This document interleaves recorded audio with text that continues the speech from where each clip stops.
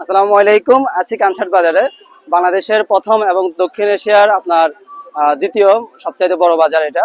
তো সেই কানসাট বাজারে আছি, আজকে আপনাদের সামনে উপস্থিত হয়েছি আমি আপনাদেরকে দেখানো যে আসলে আমার পিছনে যেটা আছে পুরোটাই হলো যে আপনার কানসাটের অনেক বড় একটা বাজার।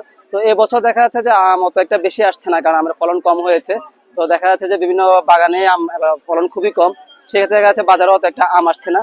তো আপনাদের সাথে পরিচয় করে দেওয়া, আসলে বাংলাদেশের সবচেয়ে বড় যে বাজার, সে বাজারে আমরা আজকে অবস্থান করছি এবং আপনাদেরকে দেখাচ্ছি যে আসলে বাজারে কি অবস্থান আছে এখন। তো দেখা যাচ্ছে গত বছর আমের ফলন অনেক বেশি হয়েছিল, কিন্তু দেখা যাচ্ছে যে এবছর বৃষ্টি কম হওয়াতে আরো বিভিন্ন আবহাওয়ার কারণে দেখা যাচ্ছে আমের ফলন খুব কম হয়েছে। এবং দেখা যাচ্ছে যে বাংলাদেশের চাহিদার কারণে বাংলাদেশের বিভিন্ন অঞ্চলে আম পৌঁছে যাচ্ছে। কিন্তু বাজারের অবস্থান যদি আমি বলতে যাই, গত বছর যখন আমরা এখানে অবস্থান করছি তখন দেখা যাচ্ছে অনেক গাড়ি, আমরা হাঁটতে পারতেছিলাম না।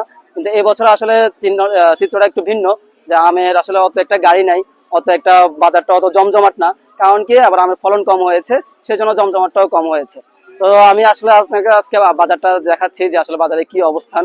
তো আমরা এখান থেকে কিন্তু বাংলাদেশে আনাচে আছে, এবং কি এখান থেকে কিন্তু বাংলাদেশ থেকে বিভিন্ন কান্ট্রিতে আপনার এক্সপোর্ট হয়ে থাকে। এখানকার আমের যদি আমরা কালার বলি এবং কি যদি সাইজ বলি, সবকিছু মিলে কিন্তু অসাধারণ একটা জায়গা এবং এই অসাধারণ একটা বাজার। এই বাজার থেকে আসলে বাংলাদেশের আমের চাহিদা অনেকটা পূরণ হয়, এবং কি বাংলাদেশের চাহিদা পূরণ করে দেশের বাহিরেও কিন্তু এটা এক্সপোর্ট হয়ে থাকে।